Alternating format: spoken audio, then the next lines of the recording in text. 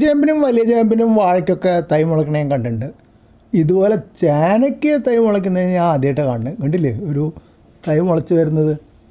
കഴിഞ്ഞ കൊല്ലം നട്ടിട്ട് ഇക്കൊല്ലം മുളച്ചുണ്ടായ ചേനയാണിത്.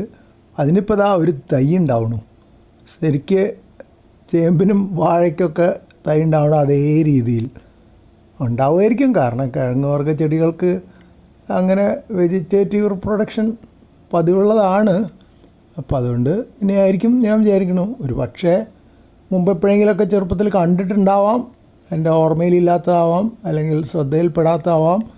പക്ഷേ പലപ്പോഴും ഞാൻ ചേന ഒരു ചേനയായിട്ട് നിൽക്കണ കണ്ടിരിക്കണേ.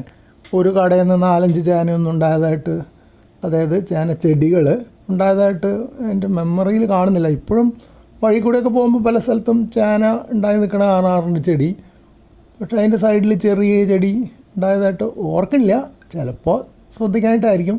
പക്ഷെ ഇതിപ്പോൾ കണ്ടിട്ട് മുള വന്നു, കുറച്ച് ദിവസം കഴിയുമ്പോൾ ഒരു ചെടി അവിടെ സൈഡിൽ ഒരു ബ്രാഞ്ച് പോലെ ഉണ്ടാവുമെന്ന് എനിക്ക് തോന്നണേ. ഏതായാലും പക്ഷെ നമ്മൾ ചേന വാങ്ങുമ്പോൾ മിക്കവാറും ഒരൊറ്റന്നല്ലേ കാണാറ്. ചേമ്പിനൊക്കെ ആണെങ്കിൽ നമ്മൾ പറിച്ചെടുക്കുമ്പോൾ ഒരു കടയുടെ കൂടെ എല്ലാ സൈഡിലും വിത്തുകളുണ്ടാവും. അതുപോലെ തന്നെ കപ്പക്കിഴങ്ങിനാണെങ്കിലും അതുപോലെ കാണാറുണ്ട്. പക്ഷെ ചേന നമ്മൾ കടയിലൊക്കെ ഒരൊറ്റ ഉരുണ്ട ഒരു വട്ടത്തിലുള്ള ഒരു ചേനയായിട്ടല്ലേ കാണാറ്. അപ്പോൾ ഇത് അറിയുന്നവരുണ്ടെങ്കിൽ ഒന്ന് കമൻറ്റ് ചെയ്താൽ തിരക്കിടില്ല.